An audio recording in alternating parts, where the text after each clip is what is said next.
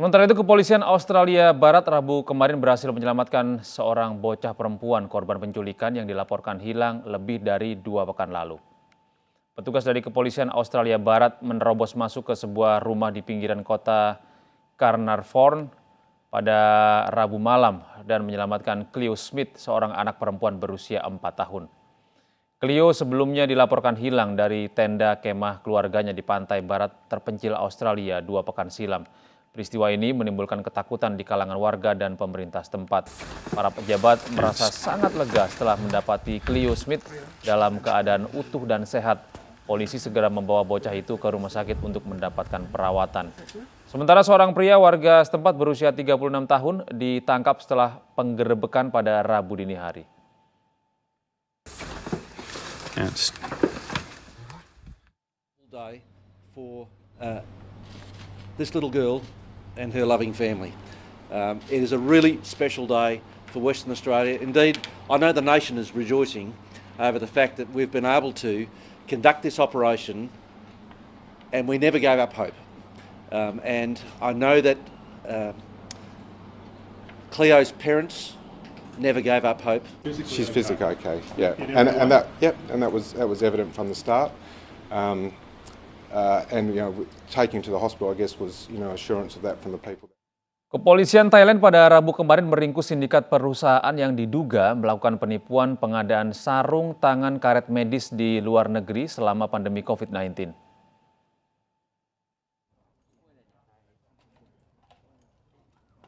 Dalam jumpa pers di Bangkok Rabu kemarin, Letnan Jenderal Polisi Jirabob Buridej mengatakan penyelidikan dilakukan setelah perusahaan yang berbasis di Florida, Rock Fintech, mengajukan keluhan bahwa Sufficiency Economy City Co. Thailand telah gagal mengirimkan 2 juta kotak sarung tangan nitril. Barang yang tidak dikirimkan itu senilai 15,5 juta dolar Amerika atau sekitar 221 miliar rupiah yang telah dikontrak. Pihak pemesan juga mengaku telah membayar deposit sebanyak 40%. เขาตกลงกันที่400 กว่าล้านบาทนะครับสำหรับค่าถุงมือยางนะครับเขาโอนมาแล้วเนี่ยประมาณ180 กว่าล้านบาทนะครับปรากฏว่าไม่มีการถึงปัจจุบันยังไม่มีการส่งถุงมือยางไปที่อเมริกาเลยแม้แต่ชิ้นเดียว Pengumuman polisi Thailand tentang penangkapan Kampi Rayanon pada hari Selasa, CEO perusahaan Thailand menyoroti penyelidikan penipuan yang sedang berlangsung terkait dengan pandemi. Kampi tidak dapat dihubungi dan perusahaannya selalu menolak untuk berkomentar kepada media. ในภาวะวิกฤตโควิดนะครับมันมีความต้องการถุงมือยางหน้ากากอนามัยหรืออุปกรณ์อื่นๆที่เกี่ยวกับโควิดเนี่ยจำนวนมากนะครับทำให้เกิดการฉ้อโกงในหลายประเทศนะครับแล้วก็หลายคดีเรียนว่าประเทศไทยก็เป็นแหล่งผลิตถุงมือยางแหล่งหนึ่งนะครับเราทางประเทศไทยก็ได้ส่งออกถุงมือยางที่มีคุณภาพนะครับตามสเปคตามอะไรทุกอย่างเนี่ยจำนวนมากนะครับแต่ก็มีพวกมิจฉาชีพบางส่วนที่ฉวยโอกาสนะครับในการที่อย่างเงี้ยตั้งบริษัทขึ้นมาแล้วก็ไปกระทำในลักษณะเป็นการฉ้อโกงประชาชน Pihak berwenang Thailand telah menindak maraknya kasus penipuan sarung tangan karet yang melibatkan perusahaan palsu. Mereka mengklaim memiliki stok produk atau penjualan sarung tangan sesuai standar atau barang bekas namun telah disetujui untuk diperdagangkan. Ya pemirsa, organisasi non-pemerintah Jerman CI menyelamatkan 325 orang migran pada hari Selasa di Laut Mediterania Tengah di lepas pantai Libya. Organisasi non-pemerintah asal Jerman CI saat ini beroperasi dengan 2 kapal, CI4 dan Rise Above, untuk mencari dan menyelamatkan para migran dan pengungsi yang mencoba menyeberangi Laut Mediterania dari Afrika Utara ke Eropa. Ratusan migran pencari suaka berjuang untuk bisa sampai ke Eropa dengan sampan yang penuh sesak dan tidak layak dipakai di laut. Menurut CI, kru mereka menerima panggilan darurat dari telepon alarm dan nomor alarm yang bebas pulsa. Karena tidak ada reaksi dari penjaga pantai Italia dan Malta, mereka memutuskan untuk mengambil tindakan. Di antara 325 orang pengungsi dan migran yang diselamatkan oleh kapal CI4, terdapat 152 anak-anak, 31 wanita yang 2 diantaranya sedang hamil, dan 142 pria. Menurut CI, 5 orang mengalami luka serius dan kondisi laut diperkirakan akan memburuk dalam beberapa jam ke depan. Kapal itu kini sedang menunggu pelabuhan yang aman untuk mendarat di Eropa. Pemirsa, keputusan Mark Zuckerberg untuk mengganti nama sejumlah media sosial ke dalam platform Meta dan masih mengundang banyak pertanyaan. Perubahan Facebook setelah rebranding menjadi Meta. Dan berikut laporan Nova Purwadi dari VOA Washington DC. Bagi yang ingin bersuah foto di depan papan nama Facebook di Menlo Park, negara bagian California, ada yang sempat terkejut karena kini ada papan nama baru. Mengikuti rebranding atau penamaan ulang induk perusahaan Facebook menjadi Meta. Berbagai respons pun diungkapkan warga di kawasan San Francisco dan sekitarnya. I mean, all the same people work there, and I imagine especially so at the top of the ladder, so it seems like the same company to me. I actually deactivated my Facebook about a year and a half ago, simply due to the nature of the noise that was coming from it. Perubahan nama ini mencerminkan keinginan Facebook berfokus pada realitas virtual, metaverse, dan dilakukan di tengah sorotan tajam seputar dominasi jejaring sosial ini, algoritma yang sering ditengarai memicu perpecahan dan maraknya penyalahgunaan mimbar daring ini. Look, this was a strategic, smart move by Facebook, given the black eyes we've seen, from consumers and, of course, the scrutiny from regulators. It doesn't ultimately change things for the average consumer, but I think it was a smart move. Akankah perubahan nama ini diikuti perubahan, merespons kritikan dari regulator dan pengguna, masih menjadi pertanyaan. When you use a corporate brand name change to change perceptions, people have expectations. They expect you're really doing something about the brand crisis. They expect you have new programs, new leadership, new culture, and so forth to make some meaningful change. And of course, there is no meaningful change. Lalu dunia Meta juga masih belum diketahui kegunaannya. Metaverse might not turn out to be that great. It might be overhyped. Right now, virtual reality is still mostly gaming and a little training. It's not mainstream. Well, I think Apple is better positioned than Facebook in terms of the metaverse. So I think Facebook's going to have to do acquisitions to really get a leg on the metaverse.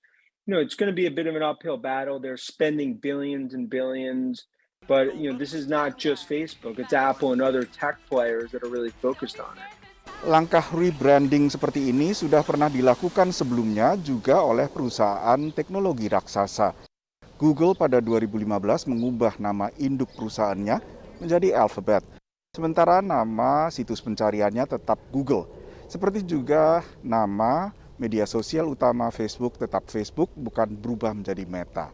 Dari Washington DC, saya Nova Purwadi dan tim VOA. Pemirsa, dari Glasgow dilaporkan para pemimpin dunia berjanji untuk mengakhiri deforestasi sebelum 2030 pada KTT COP26. Berikut laporan Patsy Widakuswara dari Glasgow, Skotlandia. Dari KTT Iklim COP26 di Skotlandia, para pemimpin dunia masih berusaha untuk mencapai target tidak meningkatkan pemanasan global lebih dari 1,5 derajat Celcius. Ada beberapa perjanjian besar yang telah dicapai dalam KTT ini. Yang pertama adalah kesepakatan untuk menghentikan deforestasi hingga paling lambat tahun 2030. Selain itu juga ada janji dari para pemimpin dunia yang dipimpin oleh Presiden Joe Biden untuk mengurangi emisi gas metana yang diharapkan dapat menekan emisi gas karbon.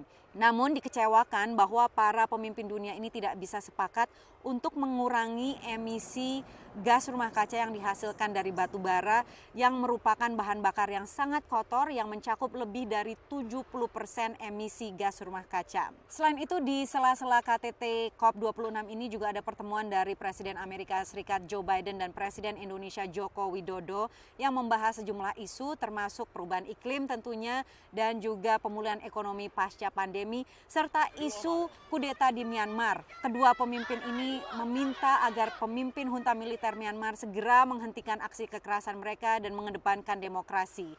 Selain itu juga membahas terkait isu-isu regional, keamanan bersama khususnya menjamin keamanan navigasi di Laut Cina Selatan dan juga meredam ketegangan di Selat Taiwan. Para pemimpin dunia ini masih memiliki waktu sekitar 12 hari lagi untuk merampungkan negosiasi mereka, mencapai kesepakatan untuk bisa mencegah pemanasan global merusak lebih lanjut planet ini. Namun seperti kita ketahui dari berbagai KTT tahun-tahun sebelumnya, banyak janji-janji yang tidak tercapai, termasuk janji dari para negara kaya untuk menyediakan climate financing guna membantu negara berkembang menghentikan atau memitigasi perubahan iklim. Ini adalah dana senilai 100 miliar dolar per tahun yang hingga sekarang masih belum dipenuhi. Dari KTT COP26 di Skotlandia, saya Patsy Widakuswara, VOA News. Ya pemirsa, Perdana Menteri Inggris Boris Johnson memuji kesepakatan yang dicapai di COP26. Inggris dan Indonesia berkomitmen untuk menumbuhkan ekonomi tanpa merusak kelestarian hutan.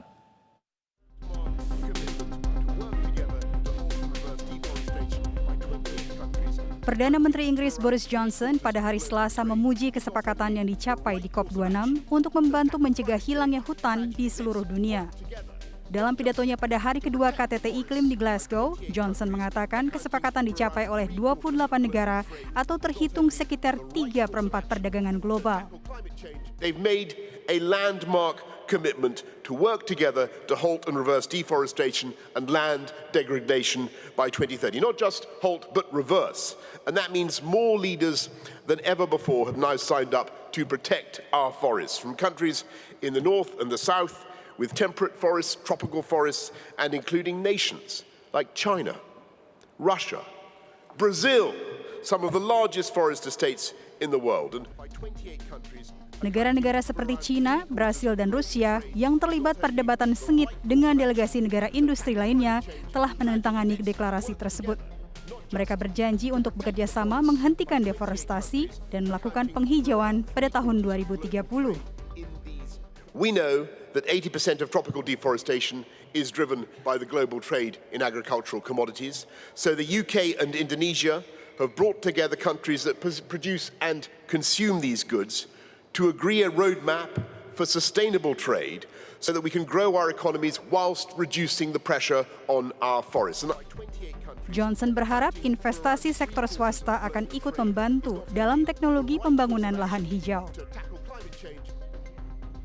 Sementara itu, Menteri Utama Inggris untuk Kebijakan Perubahan Iklim dan Rendah Karbon, Helen Faulkner, kepada iNews di Jakarta, memastikan dukungan Inggris untuk pengembangan teknologi pembangunan hijau akan berjalan seiring dengan bantuan pemulihan COVID-19.